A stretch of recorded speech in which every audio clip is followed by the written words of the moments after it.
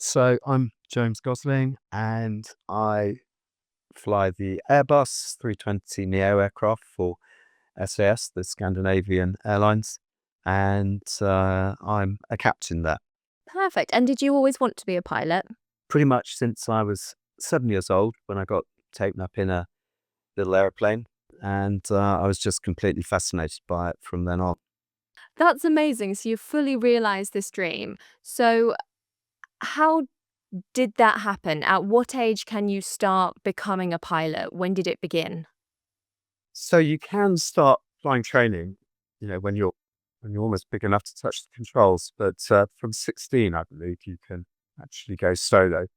A friend at school had gone solo in a small aircraft before he passed his driving test, Wow. and yeah, so it is possible to do it that young. And there are various organisations like the Air Cadets that will help you do that.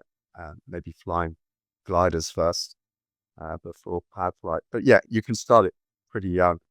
I did a little bit of that, and then I joined the Air Force when I was 18. I was having done A levels. I was actually going to universities, doing interviews, etc. But I really wanted to be a fast jet pilot in the RAF, so I applied there. I thought they might tell me to come back after university, or no thanks. But they said, "Yeah, we'll take you." And I was 18, so Wow. most of my flying training was with the Air Force. Yeah. Oh, incredible. So what did that look like? What did your training journey look like within the Air Force? So the first thing in military training is to do basic military training. It's probably the same in all three services. You learn a lot about how to look after yourself, a lot of core skills like survival skills, living off the land, leadership, teamwork. You get very, very fit, some marching around. And then you do some academic studies to do with the military, improve your writing communication skills, that sort of thing. And then you pass out after about 18 weeks. And then after that, you begin your flying training. So, flying training, whether civilian or military, always starts with a lot of classroom work and a lot of exams that have to be passed so that you've got a good grounding in all the theoretical subjects before you start flying training itself. And the military train in a similar way to civilian training. You'll get very, very good flying instruction. And usually, after about 9 or 10 hours in the air, you get to your first solo, which is your first big milestone. In the military, you can progress on to flying helicopters or transport aircraft, or in my case, onto the fast jets.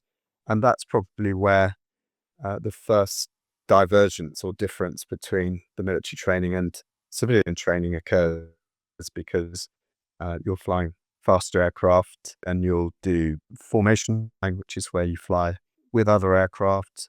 You'll learn that. You'll learn in all weathers, day and night. And then in the military, you'll be introduced to all the weapon systems and how all that works. And then you'll progress onto what we call a frontline aircraft, onto a frontline squadron, which is where you start doing the job that the taxpayer is paying you to do. But the training never stops. You arrive on your first squadron, and then it's some time before you're actually what they call ready for combat. And it's actually called combat ready. So is it luck that you were able to do this in the sense that I think my dad wanted to be a pilot, but he wears glasses, so he wasn't allowed to train as one. Do you have to hit certain almost health checks and eyesight checks in before you can begin this training, before they let you do it? Yeah, and that's a really important point, actually. If you join the military, they will give you right at the beginning of the assessment, before you've made any commitment, or if they've made you an offer, you'll do a full medical, and it will check out all of those aspects. And certainly for the military, your eyesight really needs to be pretty good. And you need not to have had any asthma or hay fever, that sort of thing, I think. Definitely asthma. In the civilian world, if you're thinking about being a pilot, before you commit to spending any money, you need to go and get yourself what's called a Class 1 aviation medical checkup, because that will highlight if there are any unfortunate conditions that you didn't know about that would prevent you becoming a professional pilot. So that's a really important one. The eyesight restrictions are less stringent for the civilian pilot than they are for the military pilot. That's good to know.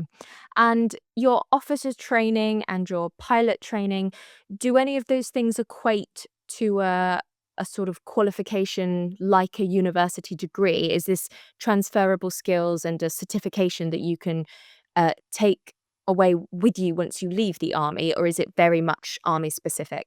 Yeah, so in my case, RAF or Royal Air Force, but it's a really good question because it should be, because you do so much training at that early stage, and also throughout your career, you go on courses as you develop, and you develop management skills.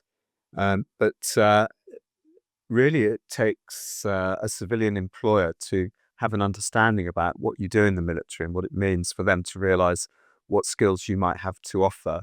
And some employers are more aware than others. In other aspects, you might have to, in an interview, sell yourself a little bit better. Uh, but when you leave the military, you go on a transition course where certainly you'll get a lot of help in how to do interviews and how to write CVs and so on. For me, when I left the military, I knew I wanted to go into civilian aviation, so that was a little bit more type specific. But there are certain employers out there that are very good at knowing what they're getting with a military trained person who's achieved, sort of management or senior management level. One that comes to mind is John Lewis, for instance. That's fantastic. So, in terms of leaving the RAF, going into civilian, I was going to call it pilotry, aviation, what opportunities are out there? Do you just have to go to an airport and pick a, you know, EasyJet, Ryanair, and then start flying there? Like, what's out there for pilots in the civilian world? Okay, so whether you've been in the military or whether you're starting, you're in the same pool of people looking for a job.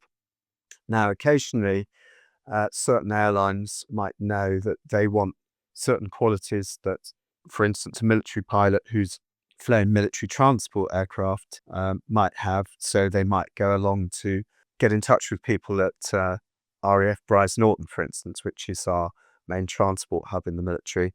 And, they might just say, if anyone's leaving, we're looking to recruit, and they might have a sort of fast track scheme there. But for me, there was nothing like that at the time. But the first thing I had to do was get qualified. So the civilian licensing system is completely different. And so I had to take all of the exams again, of all the academic subjects.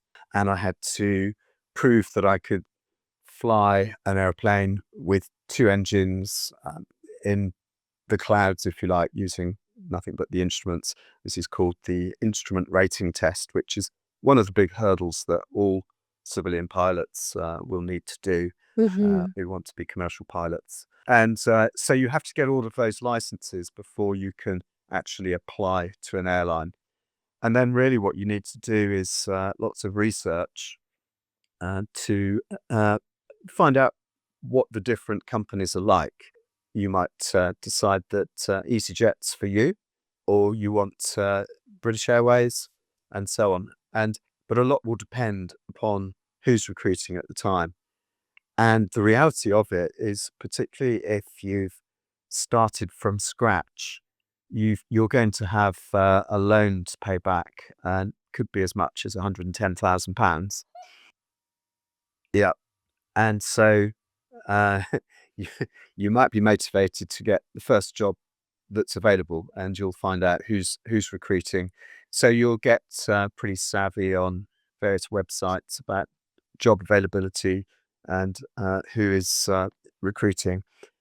Now, one thing I can recommend, because I've been speaking to some of my first officer colleagues when I've been at work who've been through the system and they've been with my company, for the last year, and they said the first step is to attend a Pilot Careers Live Expo, and there's a website, pilotcareernews.com live, and have a look there, and you'll find out when there's going to be an expo anywhere near you.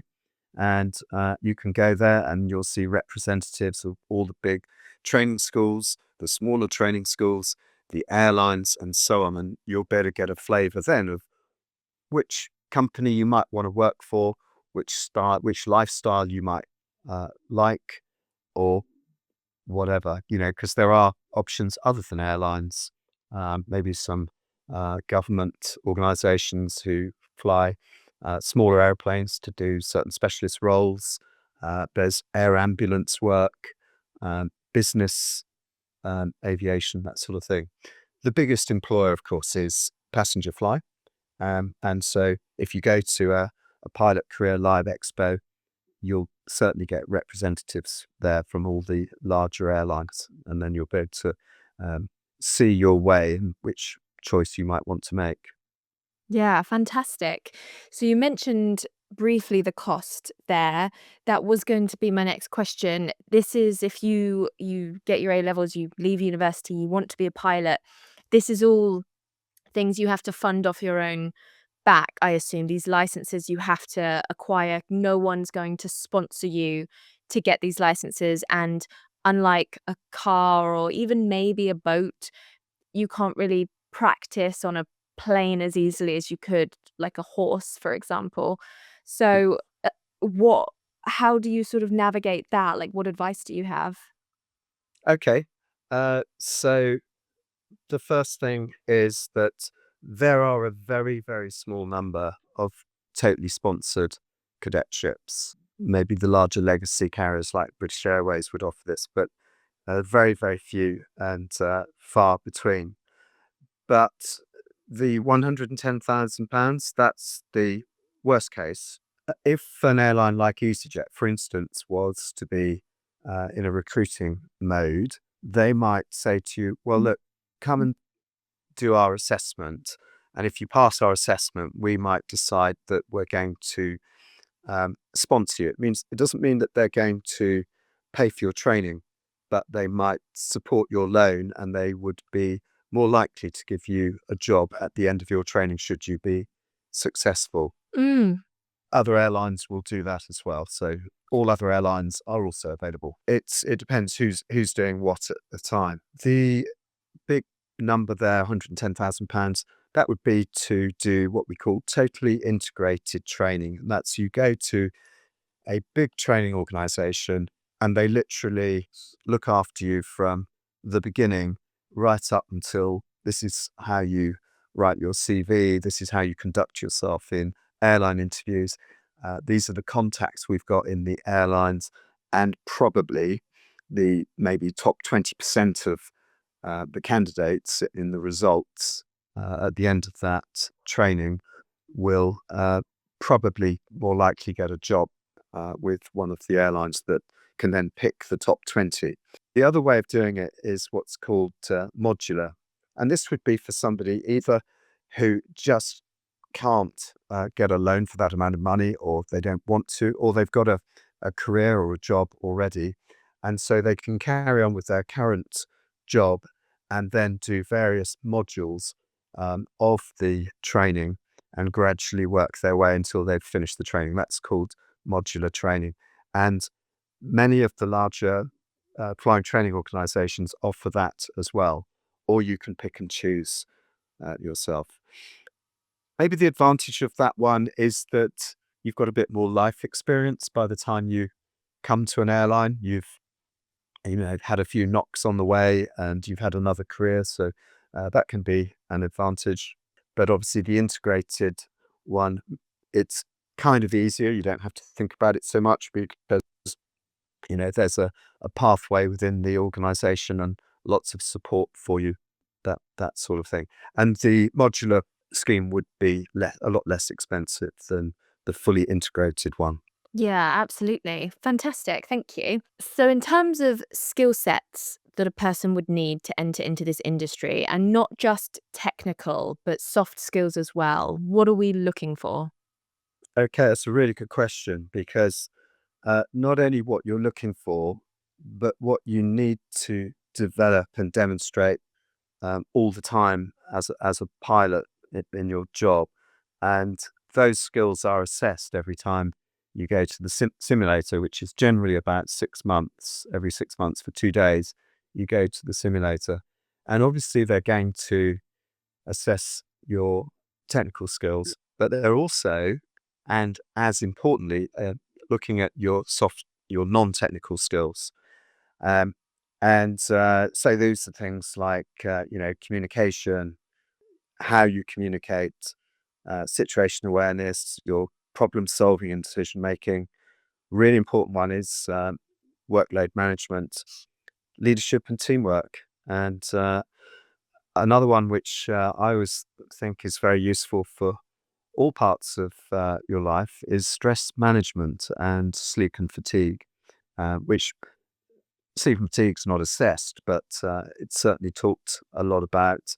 Um, I was a human factors trainer in a previous company and taught this subject for, I think, about 10 years, in addition to my flying role. And as you know, when you teach something, you learn a lot about it yourself. And Mhm. I certainly learnt a lot about, you know, stress management and only stressing about the things you can't or you can influence and not those that you can't, for instance, and how to mitigate against that. It's been really, really useful for my own sort of well-being. So Mm. you don't have to be a rocket scientist, far from it. You need to be able to get on with people. I think that's really important.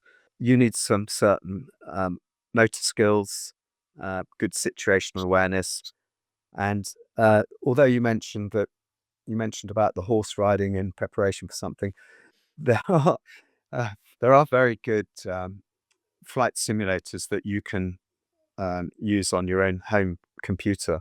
And I don't do it myself, but some of my colleagues do. And when they're preparing for the simulator, they might try and run some of the profiles just to remind themselves of some of the procedures. So, um, Microsoft Simulator, I think it's called, they do some very good simulations so that you can get a little bit ahead when you're at home. Yeah, brilliant. That's fantastic.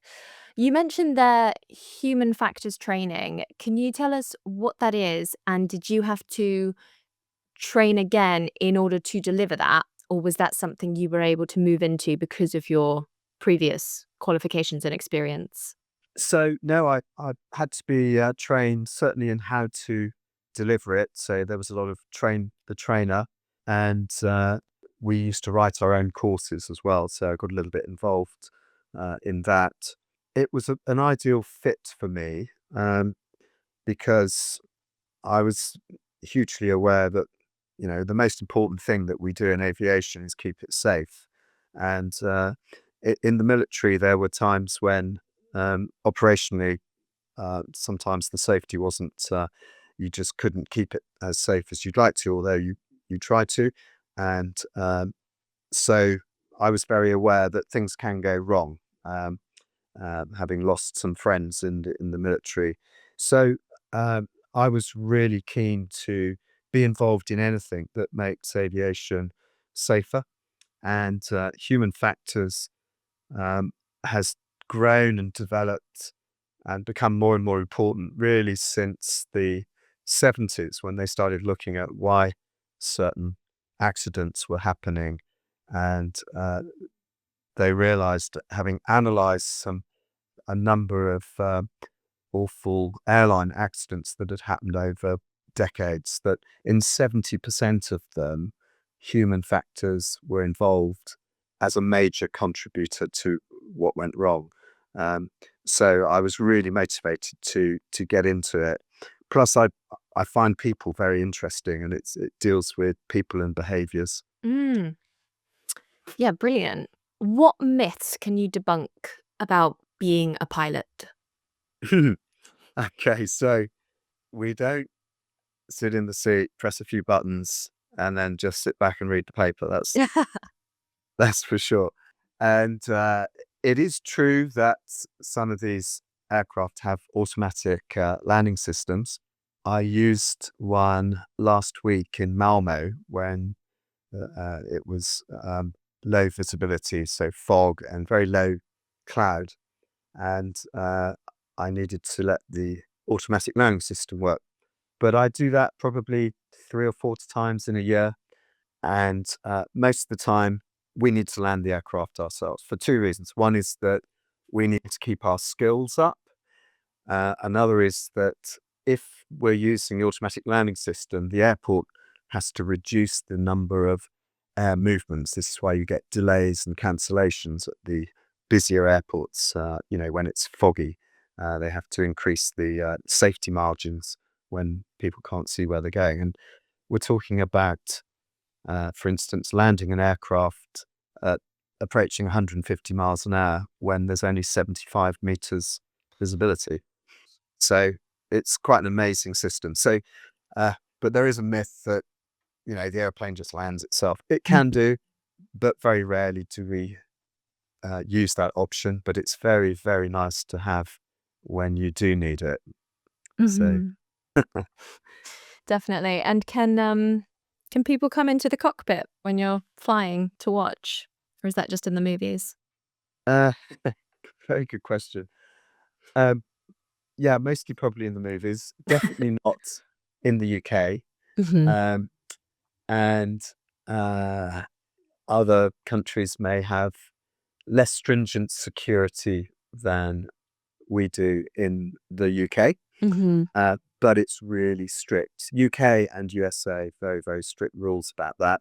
However, we do welcome people um, when on the ground when the engines aren't running. That's perfectly all right. And just the other evening, I was going to fly from Stockholm to Heathrow, and my cabin senior, that's what we call the senior cabin crew in my airline, she said I got a really, really nervous passenger. And she said the Mm. last time I had a really, really nervous passenger, we actually had to go back to the stand and offload. So she said, is there any chance that you could have a word? And so I said, yeah, yeah, of course. And so I could see this poor chap was, visibly quite scared. And so I spent quite a while talking about all the redundant systems we have and all the safety, Mhm. etc. And then I found out he'd never flown before. And he said, what about turbulence? Are we going to have any? And I said, look, we are going to have a little bit of turbulence. It shouldn't be too much. And he said, what's it like? And I said, imagine you're driving in a car or on a bus or in a taxi and it hits some bumps. That's what it's like. And he stayed with us, and I was really pleased when all the passengers were getting off. He was in the front talking to the senior. He had a big smile on his face because he was back then. He was going to go and see his girlfriend. He hadn't seen her for a long time. Oh, that's really wonderful. That's really good that you took the time to do that and that it worked out so well. That's really lovely. So that was a lovely story. What has been your proudest moment as a pilot? Okay, so I think in the military, it would have been when I'd been asked to plan and lead a 45 aircraft multinational mission. I had to organize the whole thing, brief it, plan it, fly it. And I think my proudest moment of that was that everybody got home safely. And Mhm. I was kind of proud as well because, we were very much in the Royal Air Force, we kind of fight a little bit above our weight sometimes. And we were working with some coalition air forces a lot larger than ours. I'm sure you can guess who that was. And kind of nice when, one of them says, you did a good job for us today. And another one, I suppose, was in the civilian world, getting my command, getting to be a captain. That's quite a big one, really. Yeah, that's cool. Does that come with its own special badge or hat or something to signify? Uh, yeah, in our case, you get a little bit more braid on the peak of your cap, Nice. and but in all companies, you get an extra stripe, so you get 4 stripes, and that's really so that any crew, passengers, or emergency services people like that, they can see that immediately and know, you know, who's the decision maker and who they need to talk to. Off the back of that, I assume you're completely trained in terms of first aid? Is it your responsibility to be able to cope in terms of dangerous situations when you think about a plane, if it has to land, do an emergency landing, the cabin crew tend to be the ones giving the sort of advice and the help and that sort of thing. But would you be expected to join in on that and take a lead there? Yeah, really excellent question. So in SAS, I received the first aid training, the same as the cabin crew, which was great because a lot of airlines stopped training the flight crew, the pilots, Hmm. in first aid training. It used to be mandatory. And their reasoning was that for most of the time, for security reasons, the cockpit door is locked. But of course, as you've just indicated, you might land somewhere and before any emergency services might get to you, or that you may be somewhere remote. Having that first aid training is really useful. The cabin crew are the first responders, if you like, and whilst we're in flight, that's a really, really important role that they have to be really competent at. And my role is in flying the aircraft, is in communicating with them to decide whether we've got to the point that we need to actually stop going to our destination and decide that we're going to divert the aircraft if it's what we call a medical emergency. Um, Sometimes you do, and sometimes you don't, and so it's really important that we're communicating with the cabin crew on that. Um, there are resources out there as well that can help you with that decision, and some airlines are signed up to, um, where there are 24-hour medics on call, and you can dial them up and tell them what the symptoms are, and they'll even know where when you tell them where you are, they'll even know where the nearest specialist hospital is, at which airport, etc., for that condition. Then you, as the pilot, have to say, well, unfortunately, that airport's not available. It's got snow all over it or something. But it's a really good question because I was really pleased when I joined SAS to be getting first aid training again, because I just think it's an important life skill.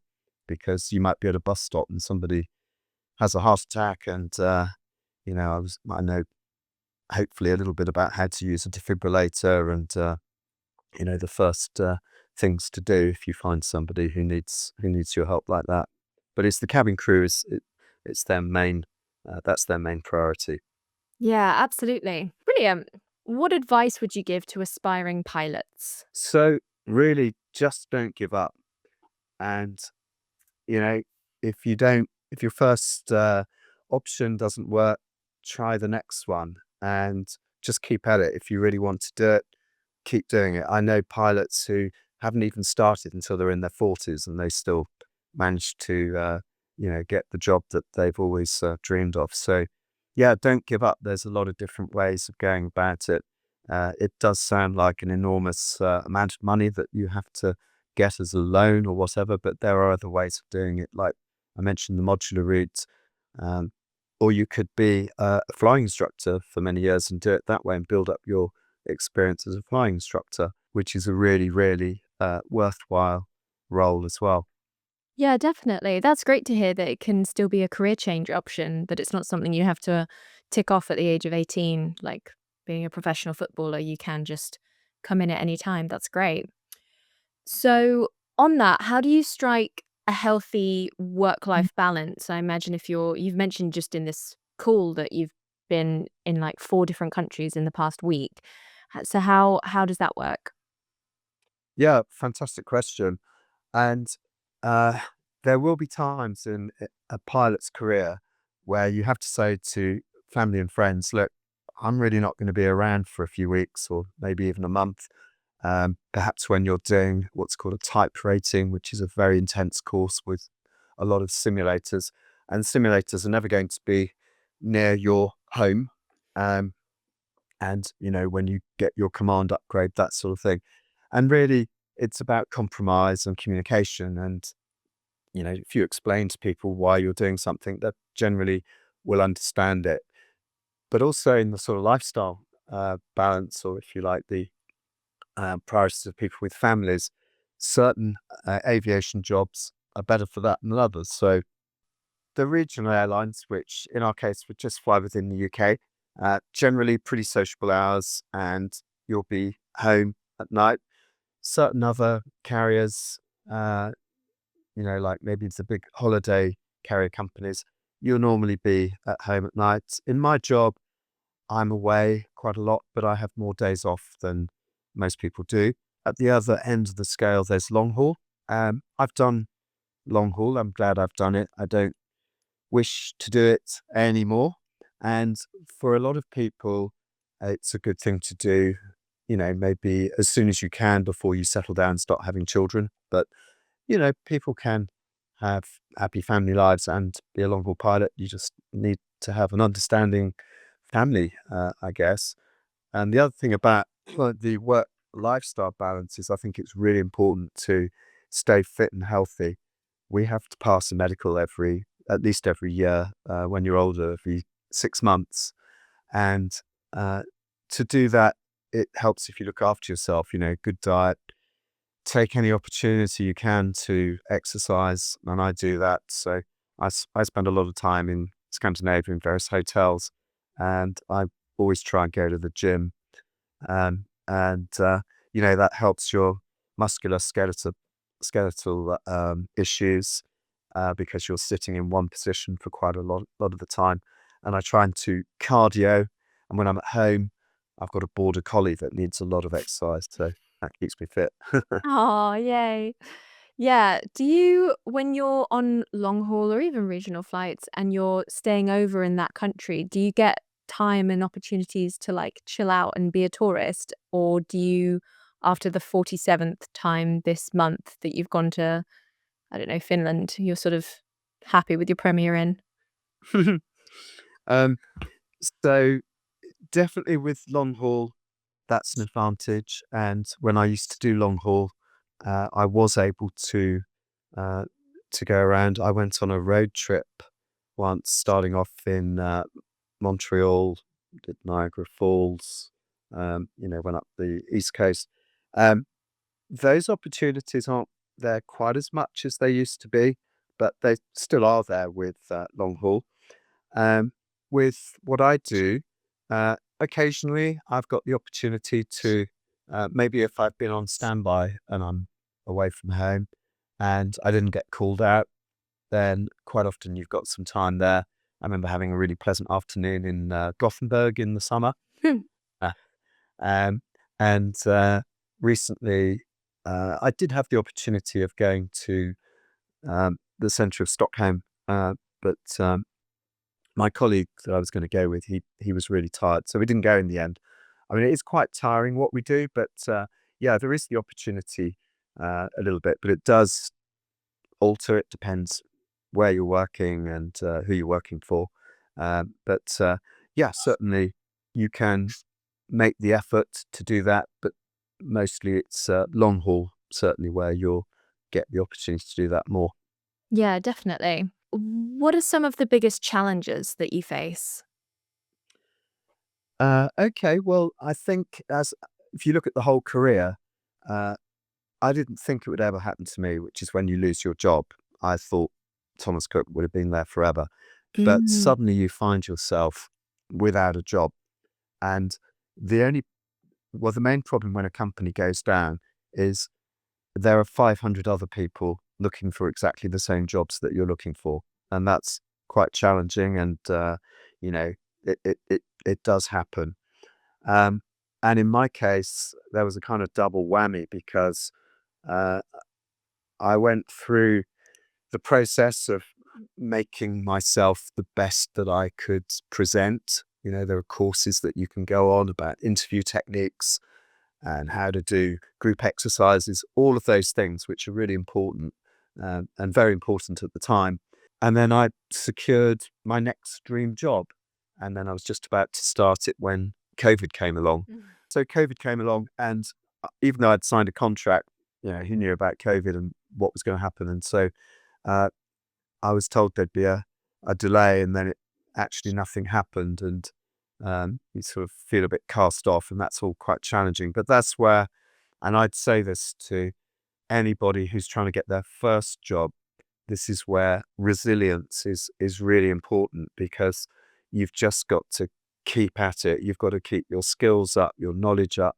It's harder to keep your knowledge up when you're not actually flying, because you're not using that knowledge all the time. And so you really have to discipline yourself. There are a lot of resources out there, many of which are free, where you can keep the knowledge up. There's one which I think is excellent called the A320 podcast. Um, and I used that a lot when I didn't have an airline job, so that if I went for an interview or a simulator assessment and they gave me a failure of a hydraulic system, I'd been listening to that while I was walking the dog, that sort of thing. The resilience is really helpful for that. So anyone looking for their first job, just keep in mind you might not get your first assessment, you might not be offered a job. Just keep at it. Mhm. But it is challenging sometimes. But if you keep at it, you'll get there in the end. Yeah, fantastic. What does a typical day flying an aeroplane look like and feel like? Yeah. So generally, the first thing you're interested in is the weather. If the weather's good at your departure airfield or airport and at the destination, that takes a whole lot of workload off you. As soon as the weather's bad, you've got an awful lot more to think about. And so you'll generally know even the day before, so maybe even the night before, you're going to start looking at it, and you're going to start mentally preparing yourself so that things don't come as a big surprise and you're having to do a lot of work, make a lot of decisions. You're already half prepared. And that could be the wind, very strong winds like we've had recently. It could be fog and low cloud. That's really going to affect things.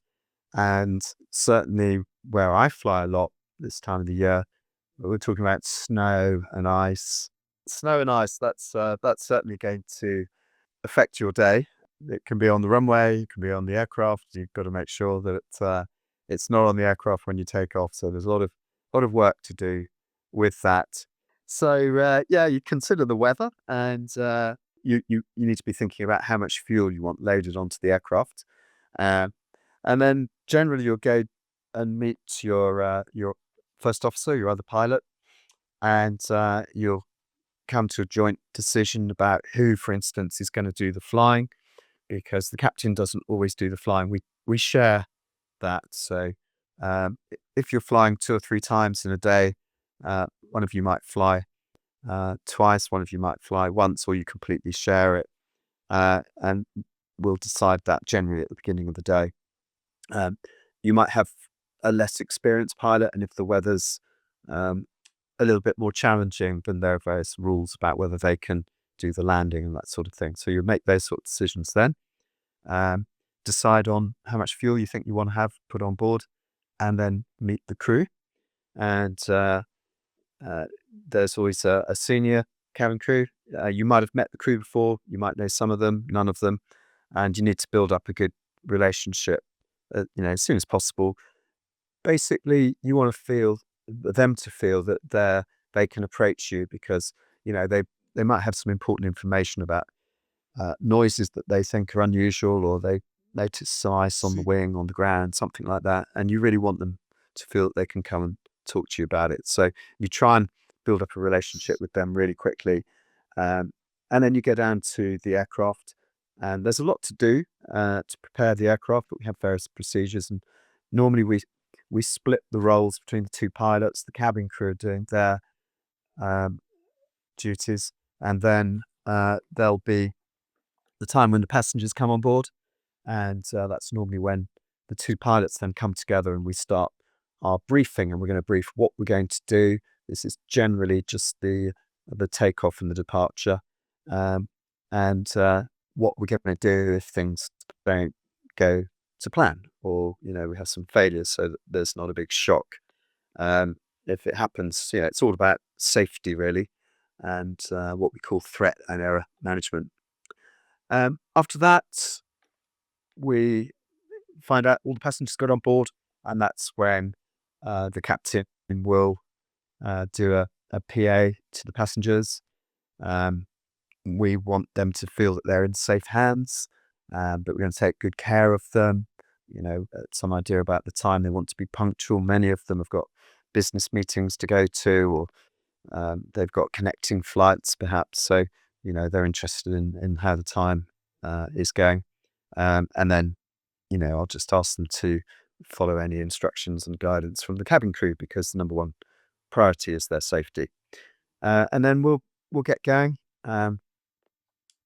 Flying out of somewhere like Heathrow is amazing because it's incredibly busy there, but they have some of the best people, I think, in air traffic control, who manage to get you away on time when there's a huge amount of traffic coming in and out of there, and you're on your way flying through some of the busiest airspace in the world, which is quite fascinating. And then after about 10 minutes, if there's been cloud and it was dark and foggy, you might suddenly emerge above the cloud. And the other day I had on my left-hand side, I could see the moon still just above the horizon as the sun, was coming up on the other side. It's, some amazing views that we get, which is one of the great advantages of the job. Mm-hmm. And kind of preparing for the approach is another that's where the workload comes up a little bit more, and of course the approach and the landing itself. And you can repeat that 2 or 3 times in a day. Sometimes some of your crew will change, or your colleague will change, or you get off and go to another airplane. If you're doing long haul, obviously you stay with the same crew and you just do that one flight, maybe go through lots of different time zones and arrive at somewhere with completely different weather than the weather you left. But yeah, it's a fantastic job really, and no 2 days are the same. Yeah, I can imagine. Yeah, it sounds wonderful. That's brilliant. Thank you. Amazing. That's lovely. Do you always tell the plane "Oh, everyone look, it's the moon," or "Everyone look, it's the northern lights"? Do you give them a heads up? If it's something a little bit spectacular, but not if it's really late at night, and I think people might be asleep, and not really early in the morning, but at other times. And if I know that a flight in the summer, for instance, is for people going to a holiday destination, then I kind of I've got a different audience then, and they might be interested in where we are, or pointing out, oh, we're just flying over Paris, and Mm-hmm. if you look, you might just see the Eiffel Tower, that sort of thing.